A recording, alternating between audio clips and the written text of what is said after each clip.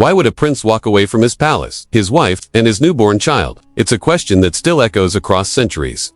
Why would someone born into every comfort choose the life of a wanderer? To understand that, we need to go back more than 2,500 years to the foothills of the Himalayas. In a small kingdom called Kapilavastu, a child was born under a sky filled with quiet wonder. His name was Siddhartha Gautama. The palace celebrated for days. Drums thundered, flowers covered the streets, and people whispered that this boy was destined for greatness. But greatness comes in many forms. Some conquer kingdoms, others conquer themselves. Siddhartha was born into the warrior clan of the Shakeyas. His father, King Suddhodana, dreamed his son would become a great ruler, one who would expand their kingdom and bring glory to their name. But a prophecy warned of another path. The royal astrologers told the king that the child could become not a ruler, but a holy man, someone who would renounce the world and seek truth beyond wealth and power. The king was shaken. He couldn't bear the thought of losing his son to a life of wandering. So he made a decision. Siddhartha would never see suffering. From that day, everything around the young prince was carefully arranged. No old age, no sickness, no pain. Inside the palace walls, life was perfect. Siddhartha grew up surrounded by luxury beyond imagination. Silk curtains that shimmered in candlelight. Perfumed gardens blooming with lotus and jasmine. Musicians playing sweet melodies as he walked through marble halls. Every day, the world told him, this is happiness. He was taught by the finest teachers, philosophy, poetry, art, and the art of war. His mind was sharp, his body strong. And yet, something within him often grew quiet, as if he was listening for something that wasn't there. At 16, he married Princess Yasodhara, woman known for her grace and kindness. Together, they became the golden couple of the kingdom. Servants attended their every need. Feasts, dances, laughter, it was all there. But behind every smile, Siddhartha felt a question forming, one he could not name. He had everything a man could want: wealth, love, respect, and youth. Yet, in the quiet moments, when the palace lights dimmed and the world slept, a thought stirred within him. Is this all there is? He would look out from his balcony at the stars and wonder why his heart felt restless when his life was so perfect. The king noticed, and each time he saw that thoughtful look in his son's eyes, he added more pleasure to distract him: new gardens, grander palaces, more music, more luxury. The world around Siddhartha became a golden cage, beautiful but closed. Then came the day that would change everything. One morning, Siddhartha asked his charioteer Chuna to take him beyond the palace walls. The king hesitated but finally agreed, thinking a short ride would do no harm. As the chariot rolled through the city, Siddhartha saw life outside for the first time. The air was different. The sounds were raw: children crying, vendors shouting, the weary footsteps of people living day to day. And then, by the side of the road, he saw something strange. An old man, his back bent, his face wrinkled, his body trembling with every breath. Siddhartha turned to Chuna. What is wrong with him? Chuna looked down. He is old, my prince. This is what happens to all who live long enough. All? Siddhartha asked. Yes, my lord, even you. The words struck him like a blow. Even me. Even my father. Even Yasodhara. For the first time, Siddhartha realized that beauty fades, strength weakens, and time spares no one. He returned to the palace, disturbed but silent. The music that once comforted him now sounded hollow. Days later, he asked again to ride out. This time, he saw a man lying on the ground, coughing and trembling, his skin pale and body weak. What is this? Siddhartha asked. He is sick, Chuna replied softly. Disease strikes without warning. No one can escape it. Siddhartha felt a deep sadness he couldn't explain. If sickness and old age awaited everyone, what was the meaning of all this pleasure? The third time they went out, the prince saw something even more haunting: a funeral procession.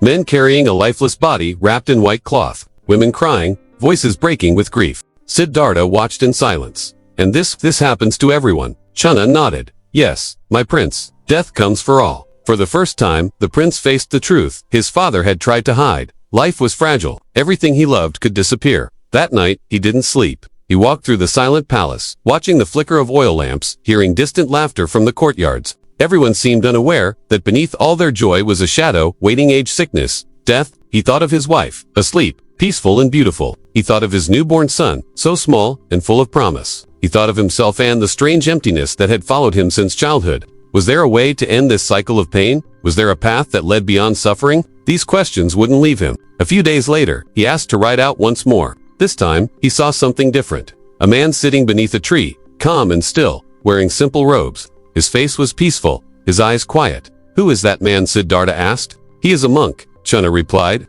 He has given up everything: wealth, family, pleasure, to seek understanding. He searches for truth. For the first time, Siddhartha felt a strange pull, not toward luxury, but toward silence, toward the stillness that man carried like light. Back at the palace, Siddhartha's world felt smaller than ever. The laughter, the colors, the feasts, all of it seemed like a dream fading in daylight. He knew now that suffering was real, and that no amount of comfort could protect anyone from it. He tried to live as before, for his father's sake, for his wife's happiness. But every joy now carried a shadow. Every smile reminded him of impermanence. One evening, as he held his infant son in his arms, a thought came uninvited. This child too will grow old. He too will suffer. He too will die. He felt both love and sorrow in that moment, so deep it almost broke him. That night, while the palace slept, Siddhartha sat awake. The moonlight poured through his window. The world outside was silent. Inside him, a storm was rising. He knew what he had to do.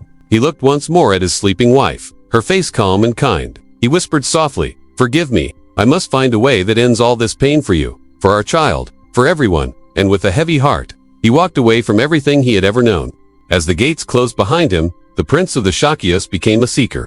He didn't yet know that his search would lead him to enlightenment, that he would one day be called the Buddha. But that night, he took the first step toward truth. He left behind a palace of gold to walk a path of dust, hunger, and silence because the palace slept. The night hung heavy, wrapped in silence so deep that even the flicker of an oil lamp felt like a whisper. A soft breeze moved through the open corridors, carrying with it the faint scent of jasmine and sandalwood from the gardens below. Siddhartha Gautama stood alone by his chamber window, his gaze lost in the quiet glow of the full moon. The silver light spilled across the marble floor, cold and pure, painting the edges of his shadow in soft gray. The world outside was still, but inside him, a storm raged. He could hear the slow, peaceful breathing of Yasudhara behind him, asleep in the stillness of the room. Beside her, their newborn son lay wrapped in silk, dreaming in innocence. Siddhartha's heart tightened as he looked back at them. That small life, the tiny hands, the soft breaths was a piece of his soul. And yet, that very love filled him with sorrow, because he knew what awaited every living being: aging, sickness, death. He turned his face toward the night sky, his eyes tracing the stars. Each one shimmered like a distant promise, unreachable yet full of meaning. There must be more, he thought. There must be a way to end this endless cycle of pain. But how? He had asked the priests, the scholars, the wise men of the court. They spoke of rituals, gods, and fate. But none could answer the ache that grew inside him. None could explain why humans were born only to suffer, why joy faded so quickly, and why even love pure and sacred carried the seed of loss. He pressed his palms together and whispered to the night, "If there is a truth beyond this world, let me find it." A faint cry rose from the cradle. He turned and stepped closer. Yasodhara stirred but did not wake. He knelt beside the child, his heart trembling. Rahul, his son. The name meant bond, and that was what the boy had become, a living tie between Siddhartha and the world he was about to leave. He brushed a gentle hand across the baby's forehead. "My little one," he murmured, his voice barely audible. "You will never understand why your father left. Not now. But I go so that one day, no one will have to suffer as we all do." His voice cracked. For a moment, he almost stood still, frozen between love and duty. Every part of him screamed to stay, to hold his family, to live the life of a prince, to fulfill his father's dream. But deep inside, something greater was calling. It was not ambition, it was not rebellion. It was truth itself, whispering that the palace walls could no longer contain him. He stepped back, standing in the middle of the room, feeling the weight of his decision. The air felt heavier now. He could hear his own heartbeat, slow and steady, as if marking the final moments of his old life. He remembered his father's words from years ago. "Happiness lies in what you can see and hold. My son, look around you, everything here is yours." But now he knew that nothing was truly his. Not the palace, not the gold, not even the people he loved. Time would take them all, and he could no longer pretend he was blind to it. He turned toward the door. Chana, his loyal charioteer, waited outside. The man's face was pale under the torchlight, his eyes full of unspoken questions. "My lord," he whispered, "is it time?" Siddhartha nodded. His voice came out low, steady, almost detached. "It is time." They walked together through the long corridors. Each step echoed faintly, a soft thud against the marble. The palace guards bowed their heads, not realizing that their prince was leaving forever. The air was cool and heavy with the scent of night-blooming flowers. The moon followed them silently, as if it too knew this was no ordinary night. At the gates, his white horse, Kanthaka, stood waiting. The animal's breath came out in slow clouds under the moonlight. Siddhartha ran a hand along its mane, feeling the warmth, the life pulsing beneath. Kanthaka had carried him through hunts, festivals, and parades, but tonight it would carry him toward an unknown destiny. He mounted the horse, the movement slow and deliberate. Chana took the reins, and without a word, they rode out. The sound of hooves echoed through the sleeping city. The streets were empty. The lamps burned low, their flames flickering in the cold breeze. Dogs barked in the distance, and the faint rustle of trees whispered like the breath of the earth. As they passed through the outer gate, Siddhartha looked back one last time. The palace shone faintly in the moonlight, distant and unreal. Every memory, his childhood laughter, his mother's voice, the festivals, the music flashed before his eyes. He saw Yasudhara smile, his father's proud gaze, his son's tiny face. A tear escaped his eye, gliding down his cheek. He did not wipe it away. Some goodbyes are too sacred for words. They rode until the first light of dawn began to touch the horizon. The forest loomed ahead, its dark outlines rising like a wall between two worlds. Here the path ended and another began. Siddhartha dismounted. Chuna looked at him anxiously. "My lord, we have come far. The road is empty. Tell me what you wish of me." Siddhartha placed a hand on his shoulder. "Chuna, my friend, you have been faithful. Go back now. Tell my father, I am safe. Tell Yasudhara, tell her that I left not from lack of love, but because of it. I must find the path that frees us all." Tears welled in Chuna's eyes. "How can I leave you here, alone, in the wilderness?" "You must," Siddhartha said softly.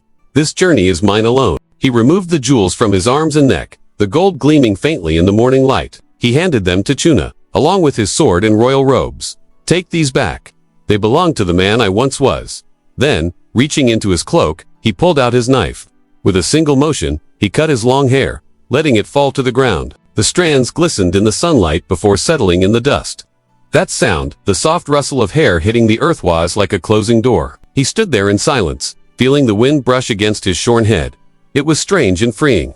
The weight of his old identity was gone. The prince of the Shakyas was gone. Only Siddhartha remained a seeker stripped of name, wealth, and comfort. Chuna bowed low, unable to speak. Kanthaka neighed, pawing the earth, refusing to leave. Siddhartha knelt beside the horse, resting his forehead against its warm neck. "You have served me faithfully," he whispered. "Now go home. You have carried me to freedom." The animal made a low sound, almost human in its sorrow. As Chuna turned the reins and led the horse away, Siddhartha watched until they vanished from sight. The forest stood before him dark, endless, and silent. For a moment, doubt crept in. The path ahead was uncertain. There would be hunger, cold, loneliness. He had left behind everything familiar. A part of him wanted to run back, to hold his wife and child one more time. But then he remembered the faces of the sick and the dying. He remembered the stillness of the monk he had once seen beneath a tree, and he knew there was no going back. He took a deep breath and stepped forward. The ground beneath his bare feet was cool, the earth soft and damp with dew. Each step felt lighter, freer. The morning sun broke through the clouds, bathing the forest in gold. The world felt new, as if it had been waiting for this moment. As he walked deeper into the trees, the sounds of the city faded, only the rustle of leaves and the distant song of birds remained. He was alone, but not afraid. For the first time in his life, he felt awake. He walked until the sun rose high. His feet grew sore, his throat dry, but his mind was clear. Every step took him farther from illusion and closer to truth. He no longer belonged to the world of kings or beggars. He belonged to the path. When he grew tired, he sat beneath a banyan tree. The wind moved gently through its branches, and sunlight filtered through the leaves, dancing across his face. He closed his eyes. In that stillness, something shifted within him. He felt the ache of separation, the pain of leaving behind all that he loved, but beneath, it was peace. It was as if a door had opened inside him, and through it came a quiet knowing. Everything changes, everything passes, and freedom lies in understanding that truth. He opened his eyes and whispered, "From this day, I seek no crown, no comfort, no name, only truth." And so began the life of the wanderer. Siddhartha moved from village to village, sleeping beneath trees, asking nothing from anyone but a little food and kindness.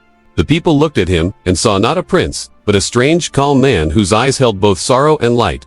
At night, he would sit by rivers, watching the reflection of the moon ripple across the water. Sometimes he would think of Yasudhara, of his son, of the palace. A part of him still longed for them, but another part whispered that love was not meant to bind, it was meant to free. The path ahead would test him in every way. He would meet teachers and ascetics, suffer hunger and doubt, face the edge of despair.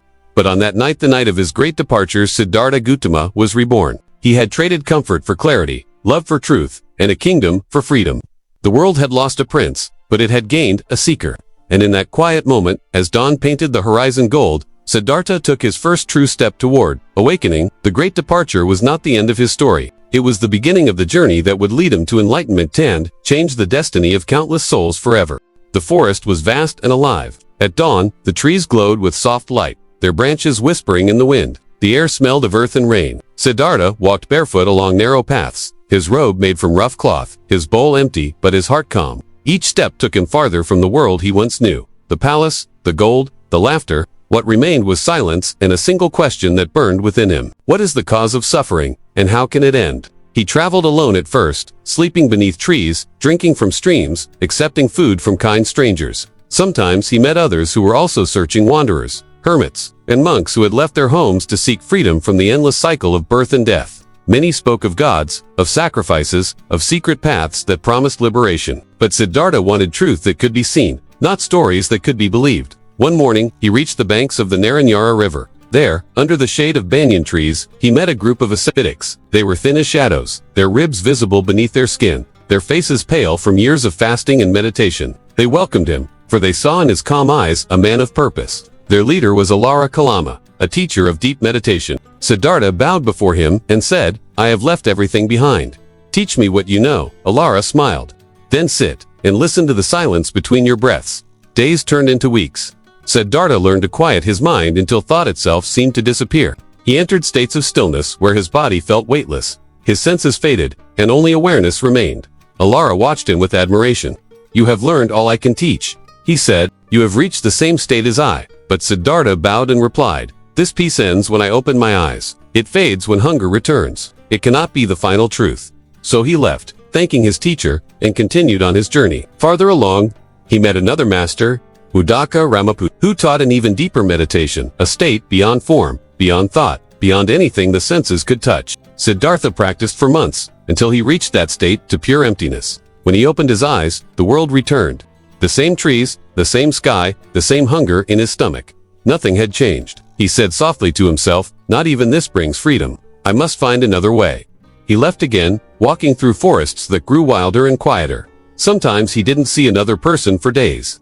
The nights were cold, the stars sharp and clear. He lived on what little he could find, a few grains, a sip of water, a handful of leaves. His body grew thin, but his determination only deepened. One evening, he sat beneath a tree and thought, "If ignorance binds us, then understanding must set us free. I will not stop until I see the truth with my own eyes." As months turned to years, 5 ascetics joined him. Kandana, Bhaddiya, Bhattiya. They admired his discipline and followed his example. Together they practiced severe austerities. They ate almost nothing, slept on the ground, and sat for hours in the burning sun or freezing night. Siddhartha pushed his body beyond its limits. He breathed so little that his ribs showed through his skin. His skin darkened, his hair thinned. Sometimes, when he touched his stomach, he could feel the bones beneath. Yet his mind did not open as he had hoped. He tried holding his breath until pain filled his chest, thinking that maybe if he conquered the body, he could conquer suffering. But all he found was darkness, dizziness, weakness, and confusion. One afternoon, as he sat by the river, he fainted. His body, starved and trembling, fell onto the dusty ground. For a long time, he did not move. When he opened his eyes, he saw a farmer's daughter on the riverbank. Her name was Sut. She had been carrying a bowl of rice milk as an offering for the forest spirits. Seeing the man lying so weak, she knelt beside him and said gently, "You look like one who suffers. Drink this, please." At first, Siddhartha hesitated. For years he had refused food, believing that desire was the enemy. But something within him whispered that this kindness was not temptation, it was truth. He took the bowl, raised it to his lips, and drank. The warm liquid filled his body with strength. For the first time in years, he felt alive. When Sujata left, he sat quietly by the river, listening to the water move over stones. The sound was soft and endless. He realized something simple yet profound. Starving the body only weakens the mind. The truth could not be found in pain or pleasure, but somewhere between them, the middle path. He looked at his reflection in the water, thin, pale, and fragile, and smiled faintly. "All this time, I have fought against myself," he whispered, "but truth is not in denial. It is in understanding." The 5 ascetics who had followed him watched from a distance. They shook their heads in disappointment. "He has given up," they said. "He eats again. He has fallen from the path." They turned away and left him, convinced his search was over. But Siddhartha was not lost. For the first time, he felt closer to awakening than ever before. That night, as the moon rose, he washed his face in the river and felt the cool water run through his fingers. The sound of the wind through the trees felt different, as if the forest itself breathed with him. He sat beneath a large fig tree, its roots deep and its branches wide. The air was still. The stars shone above like quiet witnesses. He closed his eyes and made a vow. "Let my body wither if it must. Let my bones turn to dust. I will not move from this place until I understand the truth of life and suffering." He sat cross-legged, his back straight, his breath steady. The night grew deep. Memories, fears, and desires rose and fell within him, but he did not resist. He simply watched them, as one watches clouds pass across the sky. As dawn approached, a new calm settled over him. His heart no longer clung to pleasure or pain, to life or death. The struggle between comfort and truth, between body and spirit, dissolved. He had found balance, and in that balance he began to see clearly, not with the eyes, but with understanding. This was not yet enlightenment. That would come soon. But on this night, beneath the Bodhi tree, Siddhartha discovered the key that would unlock it. The middle path, the way between extremes, where truth and peace could finally meet. He smiled softly, his mind clear, his body light. The search had led him through hunger, silence, and despair. It had stripped away everything false until only one thing remained, awareness itself. And as the first light of morning touched the leaves above him, Siddhartha Gautama was ready. The prince who left his palace had become the seeker who found balance. Soon, he would become the Buddha, the awakened one. The night was quiet but not empty. It carried a deep stillness, like the pause between two heartbeats. The forest seemed to breathe with him, each rustle of leaves rising and falling in rhythm with his breath.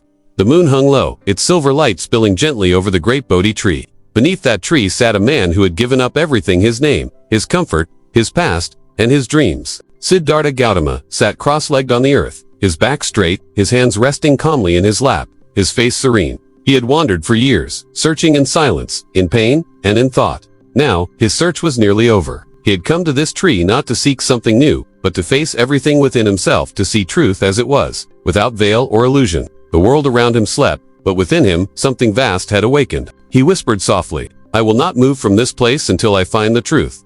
The vow echoed in the night air, simple yet unshakable. It was a promise not to gods or men, but to himself, to the deepest part of his being, that longed to understand why life was filled with pain and how peace could ever be found within it. For hours, he sat unmoving. His breath slowed, his thoughts softened until they were like ripples fading from a still pond. The stars shone above him, their light, ancient and patient. The air cooled, carrying the faint scent of jasmine and earth. As the night deepened, shadows stirred. From within that darkness came a presence unseen but deeply felt. It crept not from the forest but from the mind itself. This was Mara, the Lord of Illusion, the master of fear, temptation, and doubt. He was not a demon of claws and teeth, but a whisper that lives in every human heart, the voice that says, "You can't." Mara came first as a thought, soft as a sigh. "You are wasting your life," the voice said. "You have left your palace, your wife, your son. For what? You could have ruled a kingdom. You could have been loved. Why chase a dream no one has ever reached?" Siddhartha heard the voice but did not open his eyes. His heart was steady, like a flame untouched by wind. "I left not because I was empty," he answered inwardly, "but because I sought to understand why even kings must suffer. I do not seek escape. I seek truth." Mara's voice grew louder. "Truth. There is no truth, only desire and death. You could have lived in pleasure. You could have left your name behind in songs. Now you sit here alone, waiting for nothing. You will die in silence." The wind picked up. The forest groaned. The Bodhi tree's leaves trembled, as if sensing the storm within. Siddhartha's heart flickered for a moment. He felt the pull of what could have been. The golden halls, the laughter of his child, the warm touch of Yasodhara's hand. But when he opened his mind's eye, he saw those memories dissolve into mist. They were beautiful, but they were not permanent. He breathed deeply. Pleasure fades, power fades. Even love must one day bow to death. "I seek what does not fade." Mara's whisper turned to a roar. "Then take my power," he thundered. "Rule not as a man, but as a god. Command the heavens. Bend the world to your will." The sky darkened. Clouds boiled and rolled across the moon. The air filled with thunder. Out of the shadows came armies, phantoms with burning eyes, their armor flashing like lightning. They charged toward the still figure beneath the tree, screaming war cries that shook the ground. Arrows flew, swords slashed. Fire rained down. But Siddhartha did not move. His breath was calm, his mind clear. The weapons turned to petals before reaching him, falling softly at his feet. The screams became the sound of wind through leaves. The illusions dissolved like smoke in morning air. Mara's voice faltered. He changed his form again. This time, he came not with fury but with charm. His daughters appeared before Siddhartha, desire, pleasure, and passion, each radiant, their beauty beyond words. Their eyes glowed like stars reflected in water, their voices gentle and sweet. "Look at us," they said softly. "You have suffered enough. You have denied yourself joy for too long. We can give you rest. We can bring you peace." Their dance was graceful, their movements fluid as moonlight. The scent of flowers filled the air. Even the earth seemed to hum with their rhythm. For a brief moment, Siddhartha felt the tug of longing, not for them, but for the comfort they represented. He opened his eyes slightly, gazing at them without judgment. "You are beautiful," he said quietly, "but beauty fades. You promise joy, yet your joy is fleeting. You are not peace, you are its shadow." The women's smiles vanished. Their forms blurred and faded into mist. Mara's patience broke. "You think you are greater than me," he snarled. If you are truly enlightened, prove it. Who will witness your victory? Who will testify that you are worthy to sit in the seat of truth? Siddhartha raised his right hand and touched the earth. The ground beneath him shivered with power. The earth will be my witness, he said. The moment was silent, then a deep rumble rolled through the forest. The trees swayed, the birds stirred, the very soil seemed to breathe, as if alive. The earth itself bore witness to his truth, and Mara's illusions shattered completely. The sky cleared. The storm faded. Mara fell silent, his power broken. With one last whisper of defeat, he vanished into the night. Now there was only stillness. Siddhartha closed his eyes once more. The air was cool against his skin. He turned inward, not with thought, but with awareness. His mind became vast clear as a mountain lake. Hours passed like moments. He began to see beyond the surface of things, beyond the veil of ordinary sight. In the first watch of the night, he saw his past lives unfold before him, countless as stars. He saw himself born and reborn through ages rich and poor, strong and weak, wise and foolish. He saw joy, grief, birth, and death, over and over again. The pattern was endless. He understood that life was not a single moment, but a wheel turning endlessly through desire and ignorance. Every thought, every act, every word shaped the next turning of that wheel. Nothing stood alone. Everything was connected. In the second watch of the night, his vision deepened. He saw not just his own past, but the cycle of all living beings. He saw animals, men, women, spirits, gods all trapped in the same web of craving and fear. Birth led to death. Death led to birth. Every being, blinded by ignorance, chased pleasure and fled pain, never seeing that both were part of the same chain. He saw how suffering was born not from life itself, but from clinging to what changes, from craving what cannot last. Then, in the final watch of the night, just before dawn, he saw the truth clearly. The cause of suffering was craving. The end of suffering was the letting go of craving, and the path to that end was a way of balance, a middle path of wisdom, compassion, and mindfulness. In that moment, all darkness vanished. The stars above him faded as the first light of morning touched the horizon. A single bright star remained in the east, the morning star. Its light reflected in his calm eyes. Siddhartha's breath slowed until it was barely a whisper. The line between body and spirit dissolved. He saw the world not as a man sees it, but as it truly was, interwoven, impermanent, alive. Every leaf, every drop of dew, every heartbeat was part of the same living whole. A deep peace filled him, clear, boundless, gentle. The storm within him had ended. Desire and fear had fallen silent. There was no I, no mine, no separation. Only awareness, pure, luminous, free. When he opened his eyes, the forest seemed to glow. The river shimmered like glass. The morning birds began to sing, their voices soft and new. Siddhartha smiled, not with triumph, but with compassion. He understood that this awakening was not his alone. It belonged to all beings, for every heart carried the same potential for freedom. He looked down at the earth beneath him, now calm and still.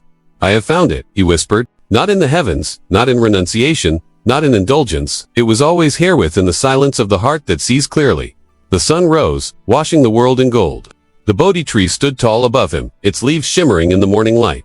From that day, the tree would be known forever as the tree of enlightenment. The man who had once been a prince was no longer bound by his name. Siddhartha Gautama had become the Buddha, the awakened one. He sat beneath the tree for 7 days, neither speaking nor moving, letting the truth settle into every breath. He watched the world with new eyes. The ants moving in the soil, the fish swimming in the river, the children laughing in the distance, all were part of one great, endless life. He saw that all beings sought the same thing, to be free from suffering, to find peace. And he knew now that peace did not come from running away or holding on. It came from understanding, from compassion, from letting go. On the 7th day, he stood slowly. The air was warm, filled with birdsong. He looked toward the horizon, where the sun touched the earth, and whispered softly, "There is a path that leads beyond sorrow. I have seen it. I will share it." And with that, the Buddha began his journey, not as a seeker, but as a teacher. He had walked through illusion, faced temptation, conquered fear, and found truth. Under the Bodhi tree, the world had changed, not because something new appeared, but because everything false had fallen away. What remained was simple, eternal, and pure awakening itself. The night he vowed not to rise had ended in the dawn of understanding. And so, beneath the tree of wisdom, a man became a light for the world. The sun rose over the forests of Bodh Gaya, spilling light across the land. The morning air was still, touched with the scent of wet soil and lotus. Beneath the Bodhi tree sat the Buddha, silent and calm. 7 days had passed since his awakening, yet he did not speak. His eyes were half closed, watching the river flow, watching the light shift across the leaves, seeing the world as it truly was, alive, connected, and fleeting. He no longer searched. The questions that had once burned within him were now quiet. The path had revealed itself. Yet, within that stillness, a thought began to rise. gentle but steady. Should I share what I have seen? He wondered if the truth he had discovered could even be spoken. It was not something learned or given, it was experienced, felt like the warmth of sunlight on the skin. Could words ever capture it? At that moment, according to the old stories, the god Brahma appeared before him. He bowed deeply and said, "Oh, enlightened one, the world drifts in ignorance. Some are lost in darkness, but there are those whose eyes are clear enough to see light if it is shown to them. Teach them, for their sake." The Buddha looked upon the world with compassion. He saw farmers tilling fields, mothers holding children, kings ruling with pride, beggars begging with sorrow. He saw that every being, high or low, was bound by the same longing to be free from suffering, to find peace. He nodded slowly. "Yes," he said softly, "I will teach. Not for reward, not for fame, but because the path that ends suffering belongs to all." And so, he began his journey once again, not as Siddhartha, the seeker, but as the Buddha, the awakened one. He walked north, across plains and rivers, through villages and forests. His robe was simple, his bowl carried lightly in his hands. People who saw him felt something shift inside them, not fear, not awe, but peace. His steps were slow and steady, each one placed with awareness. He accepted food when offered, water when given, but spoke little. Days passed until he reached the deer park at Sarnath, near the holy city of Benares. The place was quiet, filled with tall grass and the sound of birds. Deer moved gently among the trees, unafraid of the calm figure who now entered their home. There, in that peaceful grove, lived 5 men. Kandana, Bhadia, Phapa, Mahanama, and Asaji, the very same ascetics who had once followed him during his years of fasting. They had left him when he began to eat again, believing he had given up the path. When they saw him approaching from a distance, they whispered among themselves. "There is the one who failed." Said Bhadia, "He turned away from effort." Said Vapa, "We will not bow to him." Said Mahanama, "We will not greet him as a teacher." But as the Buddha came closer, something strange happened. The 5 men fell silent. His face was serene, his movements calm, his presence unlike any they had ever felt. His eyes, clear and gentle, held no pride, no desire, only peace. Before they could stop themselves, they rose to their feet. Without knowing why, they greeted him, offered him water, and prepared a seat. When he sat before them, the air seemed to still. He looked at each of them slowly, then spoke, his voice quiet, but carrying a weight that reached beyond words. "Friends," he said, "you once called me Siddhartha. You thought I had turned from the path. But I have found the path, the way that leads to the end of suffering." The men listened, their doubts fading like mist under morning light. The Buddha continued, "There are 2 extremes the seeker must avoid. One is the path of indulgence, the pursuit of pleasure, comfort, and luxury. It weakens the spirit.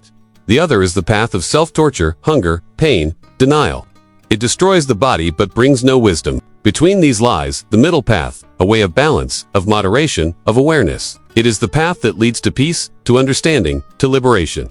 The 5 men leaned closer. The grove was silent except for his voice and the wind moving gently through the trees. "The truth I have seen," said the Buddha, "is simple, but it changes everything. Listen carefully."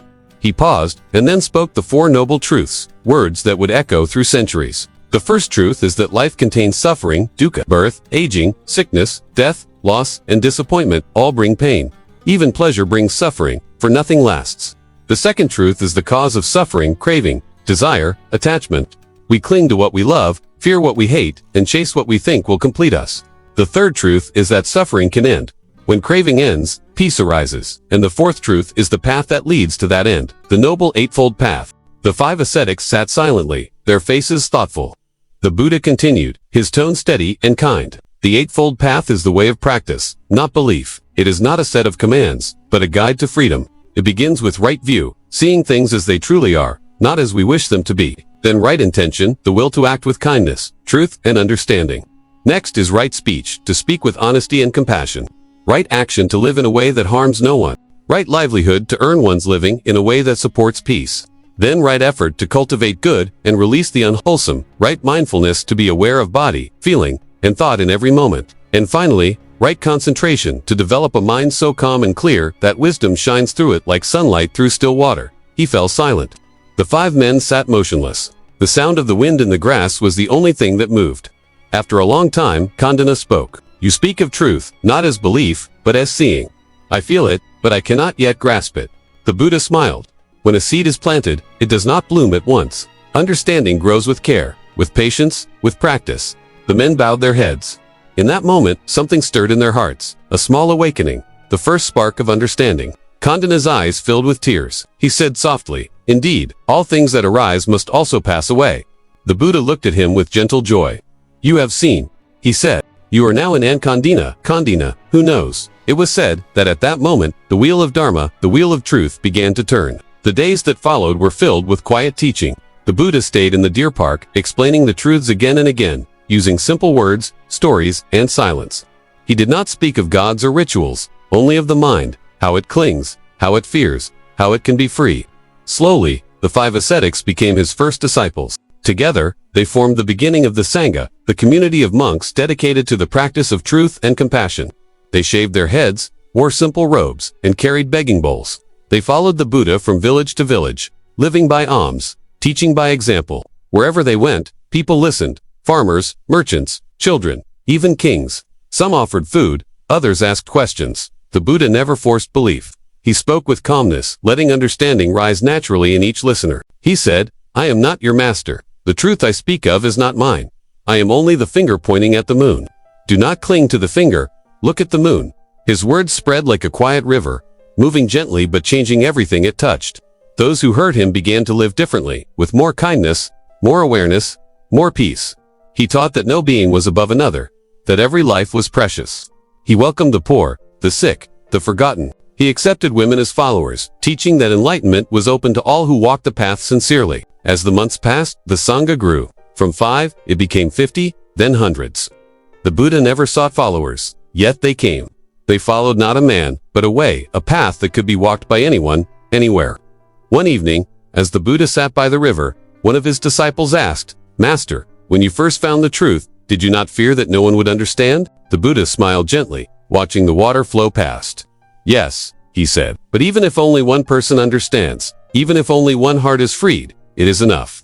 A single lamp can light many others, yet its flame never diminishes." He looked at the horizon, where the sun was setting in gold and red. "The path I walk is not mine alone. It belongs to all who see clearly, who act with compassion, who live in awareness. Truth needs no temple. It lives wherever a kind heart beats." The disciple bowed, tears in his eyes. Then, "Master, what shall we call this path?" The Buddha smiled. "Call it nothing. If you wish, it is simply the way things are. But if you must call it something, call it Dharma, the truth that holds all things." As night fell over Sarnath, the forest was calm. The deer moved silently through the tall grass. The moon rose, round and bright, as if watching over the new community that had just been born. The Buddha sat quietly, surrounded by his disciples. The first Sangha, their robes fluttered softly in the night breeze.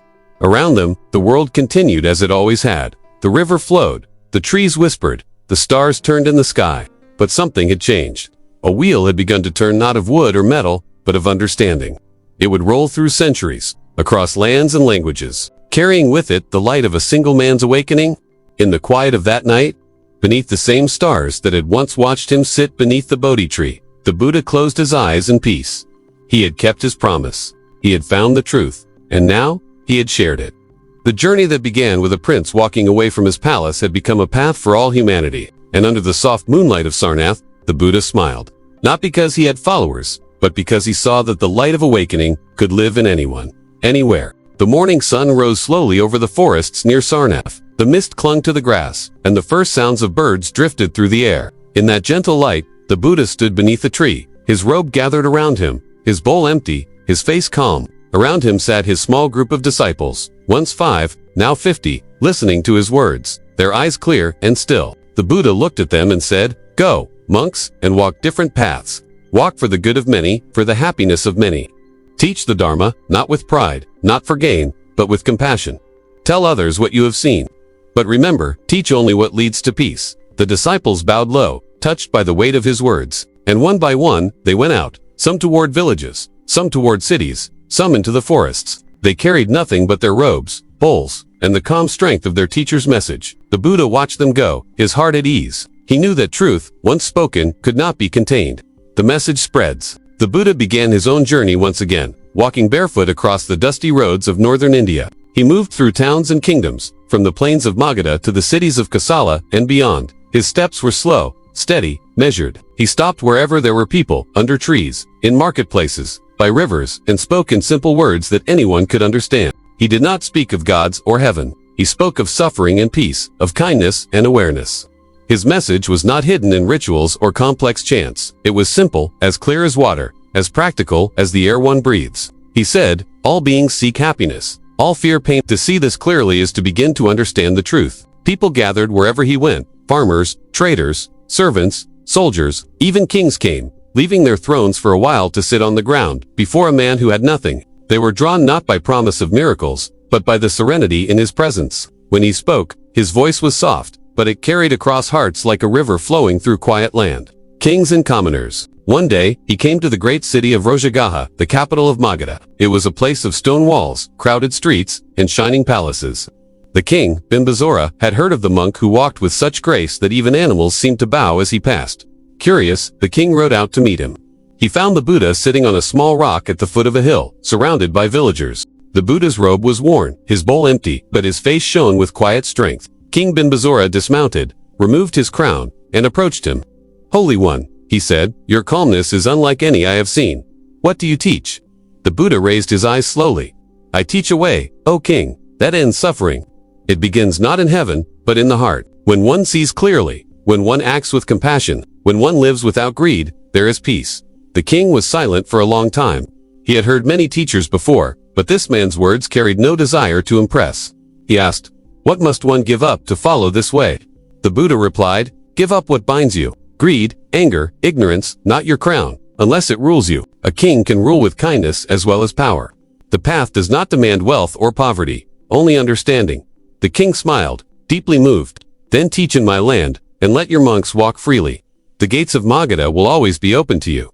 The Buddha bowed his head in thanks, then said, may your rule be one of justice, and your heart one of peace. And so, the message of the Dharma began to spread with the blessing of kings, yet it remained simple, unchanged, untied to any throne.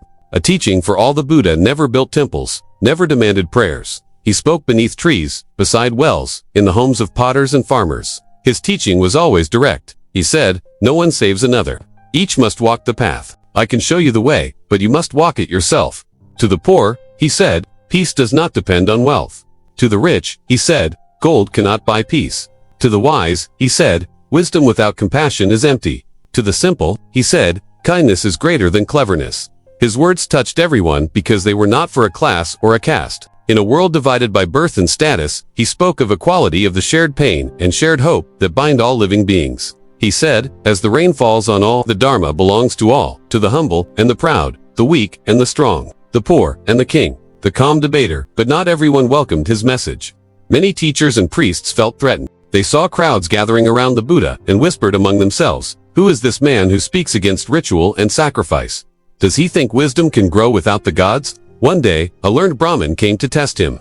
The man was proud, skilled in argument. He asked, you say all are equal, yet not all are born with the same knowledge or virtue. How can this be? The Buddha looked at him calmly. A fire burns the same in every lamp, no matter what the lamp is made of. It is the same with the mind. Wisdom is not born from birth, but from effort, understanding, and compassion.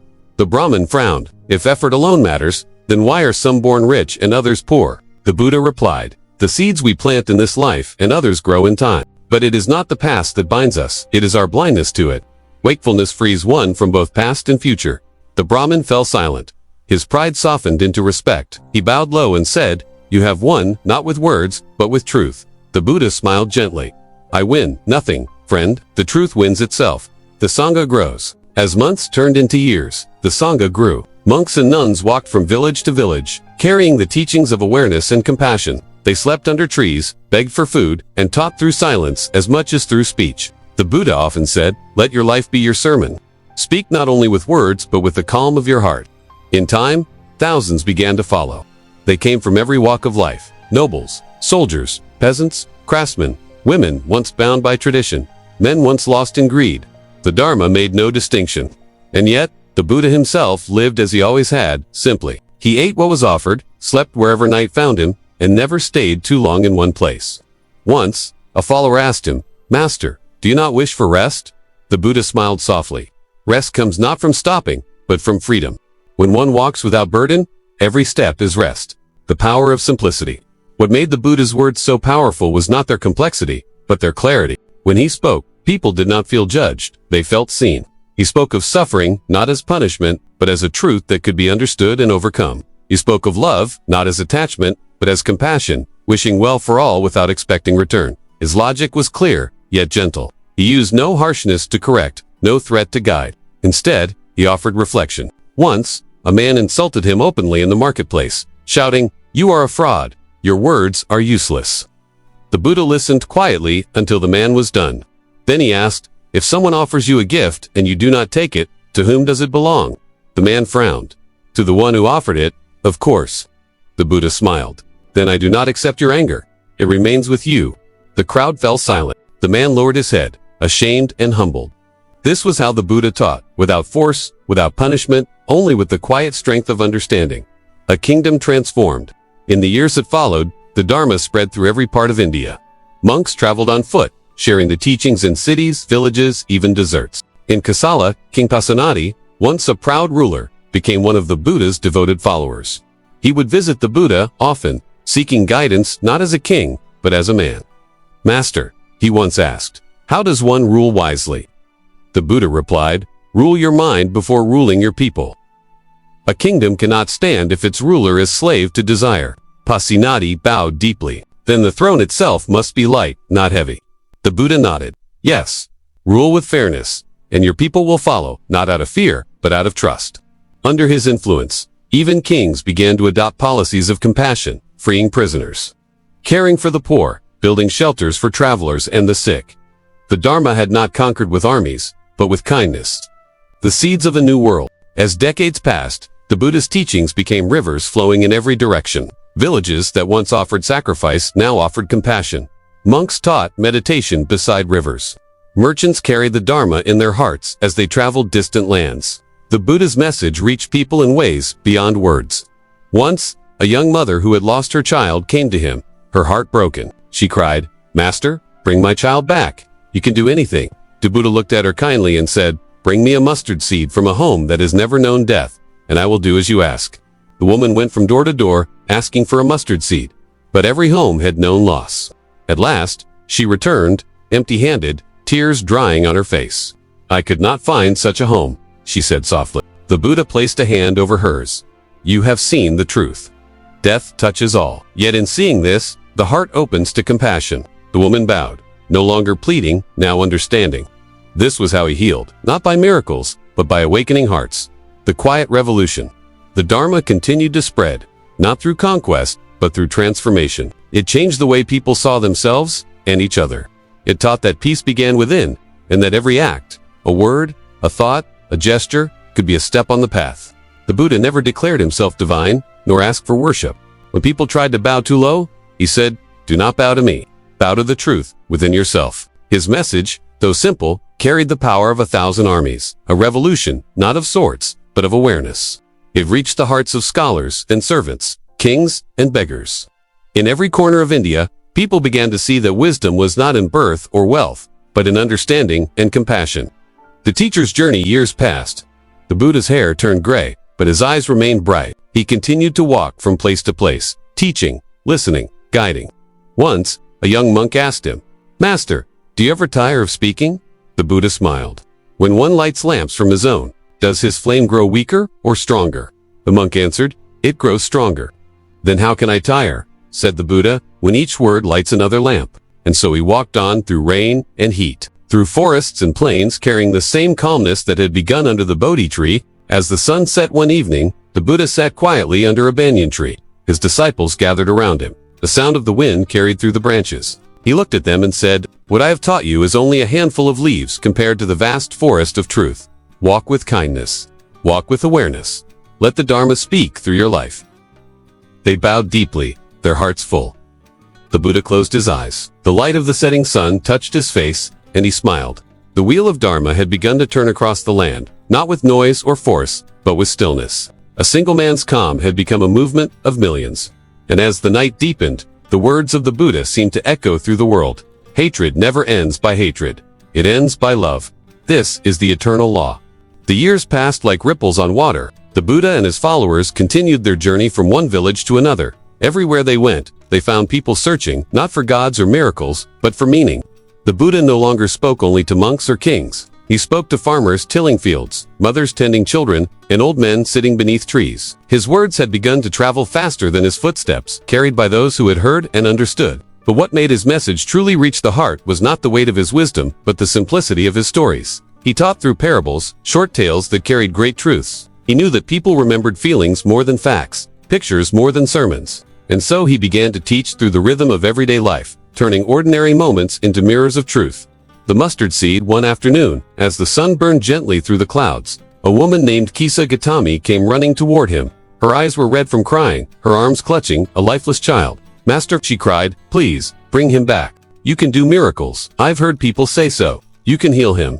The Buddha looked at her, not with pity, but with deep compassion. He saw the pain that comes when the heart refuses to accept what the mind already knows. He said softly, "Sister, I will help you.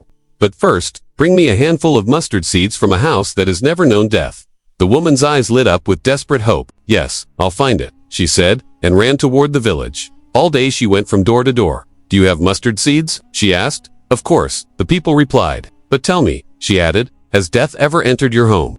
And every family had the same answer. "We have lost someone, a mother, a father, a child." By evening, Siddhartha Gautama's steps slowed. Her basket was empty, and her heart heavy. She returned to the Buddha, her eyes quiet now. "I could not find such a house," she said. The Buddha nodded gently. "You have seen the truth. Death comes to all. None can escape it. But understanding this frees the heart from endless sorrow." She bowed deeply, tears falling not from grief, but from awakening. That night, she buried her child with calm hands, and from that pain grew peace, a peace born from seeing the world as it truly is. The arrow voiceover continues softly. The Buddha often said that most suffering does not come from what happens to us, but from how we respond to it. One day, he spoke to a man tormented by loss. The man said, "Master, my pain will not leave me. It feels as though I have been struck by a sharp arrow." The Buddha replied, "Yes, but you have been struck by 2 arrows." The man looked up, confused. "2. The first arrow," said the Buddha, "is the pain that life brings, loss, sickness, separation. The second arrow is the one you fire yourself, the pain of fear, anger, guilt, and resistance. You cannot always stop the first arrow, but you can choose not to shoot the second." The man sat quietly. He had never thought of it that way. The first arrow he could not control, but the second he could put down. That night, as he left, he walked lighter. The burning house. The Buddha often spoke of the world as a burning house, a place filled with desire and illusion. One day, he gathered a group of villagers and told them a story. There was once a wealthy man with many children. One day, while the children were playing inside their home, the house caught fire. The flames spread quickly, but the children did not notice. They were too busy with their games.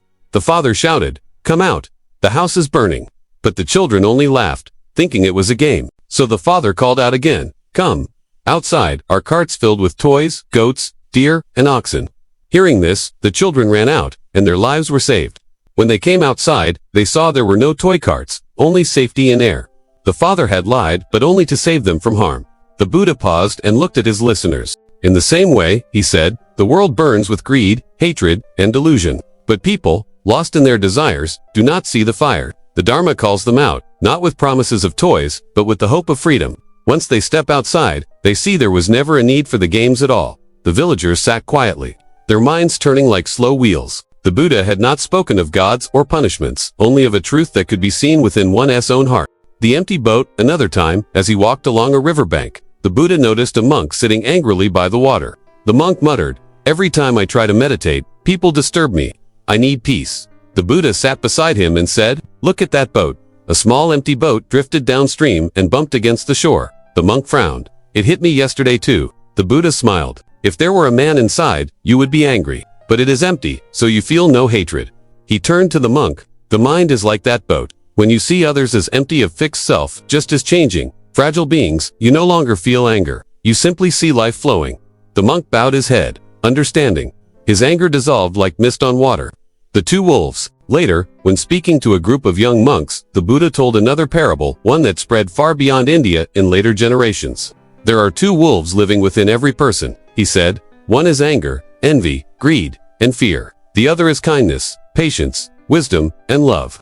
These 2 wolves fight within us every day." A young monk asked, "Master, which wolf wins?" The Buddha smiled, "The one you feed." The monks laughed softly, but the meaning stayed with them, a reminder that every thought, every word, every action feeds one side or the other. The blind men and the elephant. As his fame spread, philosophers often came to debate him. Some argued that truth could never be known, that every belief was only partial. Instead of arguing, the Buddha told them a story. There was once a king. he began, who brought together 6 blind men. He placed before them an elephant and asked each to describe what it was. One touched the trunk and said, "It's like a snake." Another touched the tusk and said, "It's like a spear." Another touched the ear, "It's like a fan." One felt the leg, "It's like a pillar." Another, the belly, "It's like a wall." And the last touched the tail, "It's like a rope." Then they argued among themselves, each calling the other a fool. The Buddha looked at his listeners. Each saw truly, but only in part. So it is with human understanding. The wise do not fight over fragments, they seek the whole. The philosophers fell silent. The story said more than any argument could. The lamp and the light. One evening, as the sun faded behind the trees, the Buddha sat, surrounded by hundreds of monks. The soft glow of oil lamps flickered in the dark. He said, "When a lamp lights another, the first loses nothing. So it is with wisdom. The more it is shared, the brighter the world becomes." A young monk asked, "Master, will your light ever fade?" The Buddha smiled. "The flame is not mine. When this body is gone, the light will live in those who see truth for themselves." The monks bowed, understanding that the Dharma was not a possession, but a reflection, a light carried forward by each who practiced it sincerely. The way of everyday life through his stories, the Buddha did more than teach philosophy. He gave people a way to live. He told them to be kind to their parents, gentle with animals, honest in trade, and mindful in speech. He said, "Even a cup of water given with a pure heart has more worth than gold given with pride." He taught that work, family, and community were not barriers to enlightenment. They were the practice itself. He said, "Do not wait for a quiet forest to find peace. If you can be mindful while chopping wood or cooking food, then you are already on the path." His stories were simple, yet they changed lives. A farmer listening on the roadside could understand as deeply as a scholar. A child could remember the parables long after the teacher had moved on. The circle of understanding. Years passed. The Buddha's disciples repeated his parables across India, sometimes in small gatherings, sometimes in great assemblies. Each story spread like ripples in water, touching hearts far beyond where his feet had walked. And wherever the stories went, they brought the same realization that the path was not in the stars or temples, but in the heart and mind of every living being. The Buddha often said, "The truth is not hidden. It waits within you, like a seed waiting for rain." He never asked for worship, only understanding. He never said, "Believe," only, "See." As night settled over the land, the Buddha rested beneath a tree, surrounded by his disciples. The air was filled with the faint sound of crickets and the rustle of leaves. One of the monks said, "Master, your stories touch everyone, rich and poor, young and old. Why do they work so well?" The Buddha smiled gently. "Because truth is not found in words, but in the heart that hears them. Stories are doors, I only show where they are." He closed his eyes. The world around him was quiet. The lamps of understanding had been lit, and their glow would travel farther than he could ever walk. And under that still sky, his stories continued to live past from one voice to another, from one heart to another, timeless lessons reminding all who heard them that peace begins not in the world outside, but in the one within. The morning air was cool and gentle as Siddhartha Gautama, now an old man, stepped onto the dusty path once more. His robes were simple, his feet bare, his body frail with age, yet his face carried the same calm strength it always had. The years had not dimmed the light in his eyes. He had spent his life walking from village to village, from forest to forest, sharing the truth he had discovered under the Bodhi Tree. Now, as his final journey began, there was no fear, only peace. He knew the time was near. His disciples walked beside him in silence. They could see his body growing weaker, though his spirit remained steady. In every village they passed, people gathered to see him, kings and beggars, monks and mothers, all drawn to the quiet warmth of his presence. He smiled at them, blessed them, and spoke gently. "Everything that is born must one day fade. Nothing lasts forever. Live with kindness, and you will find peace." As they traveled through the forests of northern India, the Buddha's steps slowed. Sometimes he would stop to rest beneath a tree or beside a river. He would close his eyes and breathe deeply, as though listening to the heartbeat of the earth itself. One evening, as the sun dipped low, he and his followers reached the city of Vaisali. The people there adored him.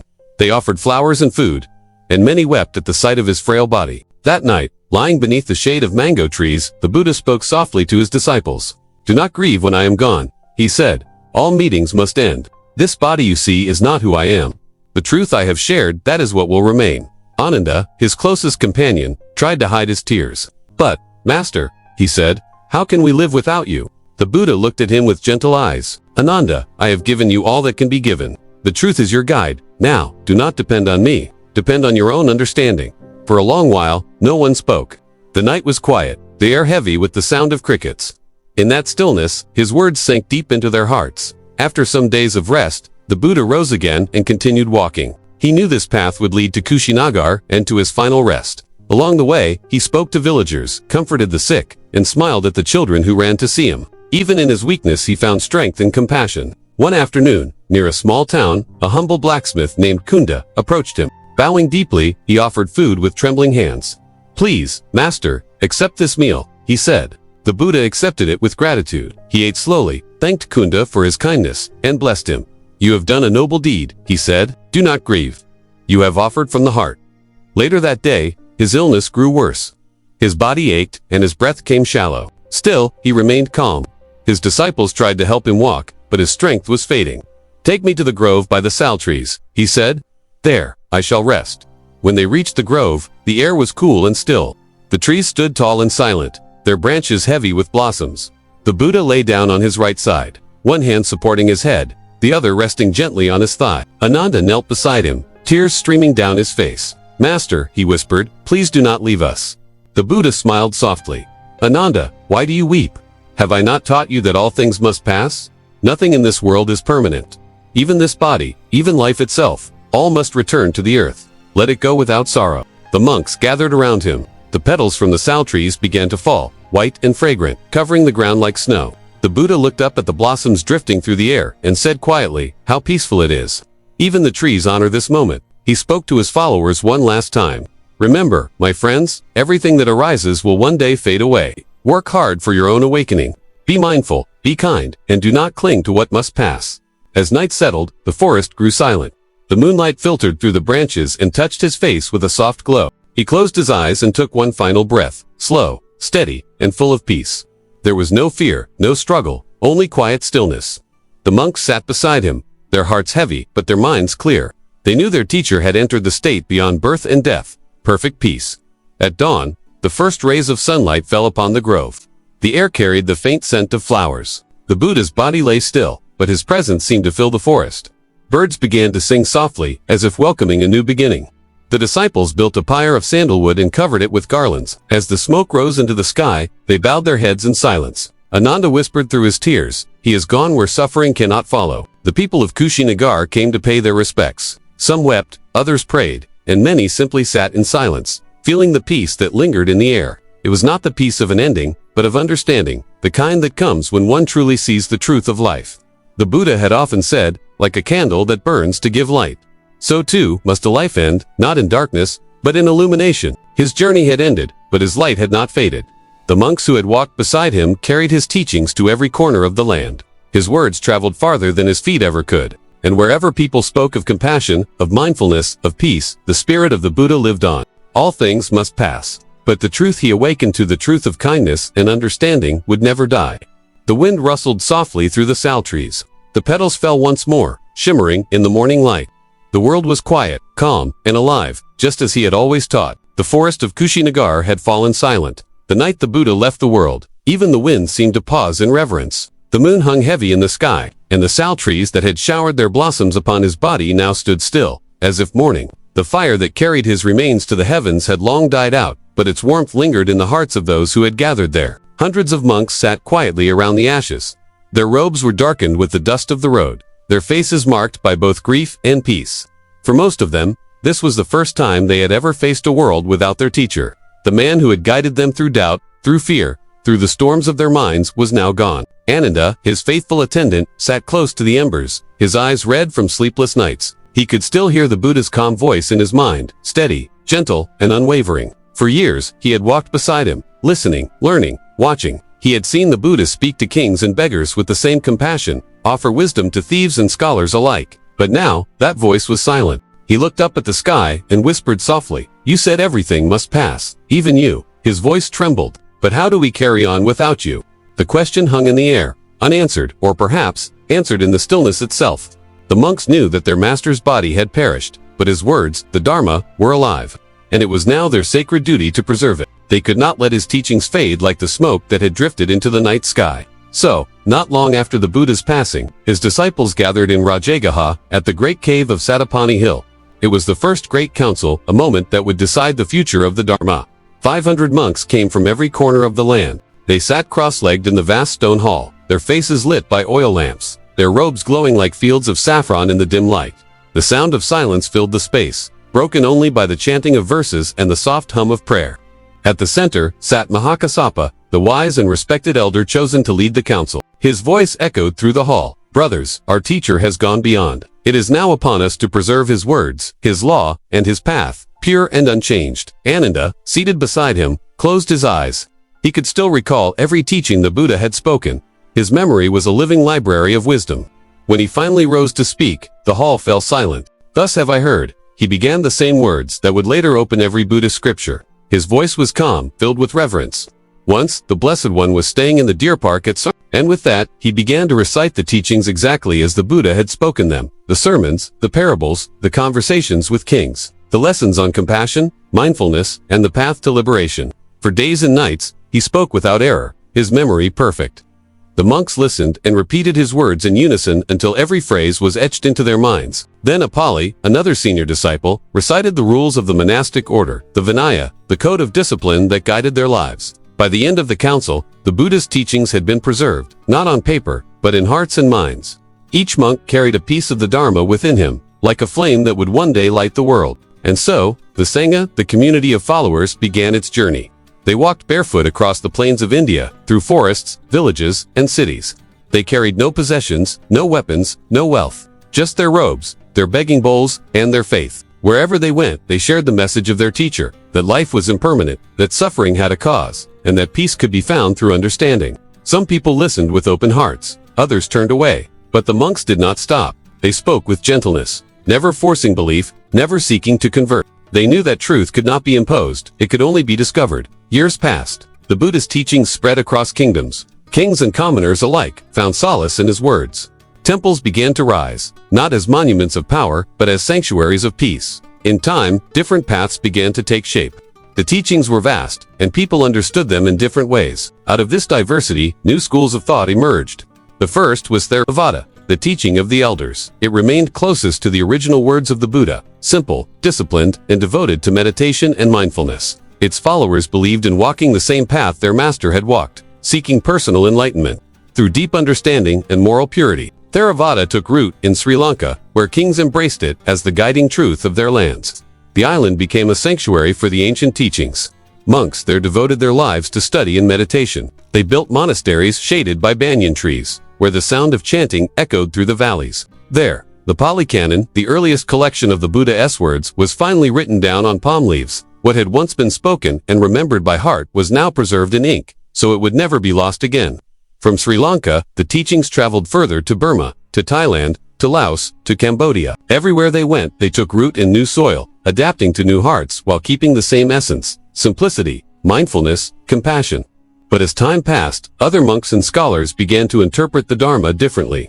They believed that enlightenment was not just for monks or hermits, but for all beings. From this vision arose Mahayana, the great vehicle. It carried the idea that every person, king or peasant, man or woman, could awaken. It taught that the greatest act of compassion was to help others find liberation, even before seeking one's own. In Mahayana, the figure of the Bodhisattva emerged, a being who, though capable of entering nirvana, chose instead to remain in the world, guiding others with love and patience. This new vision of Buddhism spread like a gentle wave across the north. It traveled through the mountain passes into Nepal and Tibet, where it merged with ancient spiritual traditions and became something vast and mystical, a path filled with mantras, rituals, and deep meditation.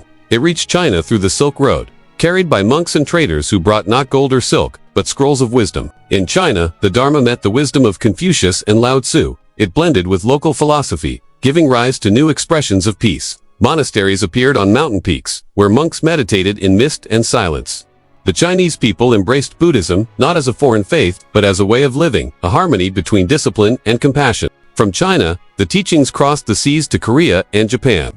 There, they evolved again, becoming more refined, more immediate. Monks in Japan began to speak of Zen, a path that saw truth beyond words. They taught that enlightenment was not something distant, hidden in scriptures, but something already within each moment. Zen masters spoke in paradoxes, using silence, laughter, and even sudden shouts to awaken their students. One famous master said, "Before enlightenment, chop wood, carry water. After enlightenment, chop wood, carry water." It was a reminder that awakening was not escape, it was awareness in everyday life. Across these lands, the Buddha's image took on many forms, each reflecting the culture it entered. In India, he was serene and slender, seated beneath the Bodhi tree. In China, he became gentle and smiling. In Japan, he was calm and meditative. In Tibet, radiant and adorned, surrounded by symbols of compassion. But behind every image was the same truth, the same quiet man who had once left his palace to seek peace for all beings. The centuries rolled on, empires rose and fell. Yet the Dharma endured. It crossed deserts and oceans, carried by monks who risked their lives to spread a message of peace. Some faced hunger, storms, and persecution, but they never turned back. They believed that as long as even one person found comfort in the Buddha's words, their journey was worth it. In every temple and monastery, the same sound echoed through time, the sound of chanting, the whisper of prayers, the ringing of bells at dawn. Generations of monks memorized the teachings, taught them to others, and passed them on. Each one became a link in an unbroken chain that stretched from the Buddha's time to the present. The Dharma had become a river, flowing across centuries, across continents, shaping everything it touched. In some places, it became a royal faith. In others, a humble refuge. In some, it inspired art and poetry. In others, deep meditation and silence. But through it all, the core remained unchanged. Suffering exists. Suffering has a cause. There is a way to end it. That way is the path of understanding, compassion, and mindfulness.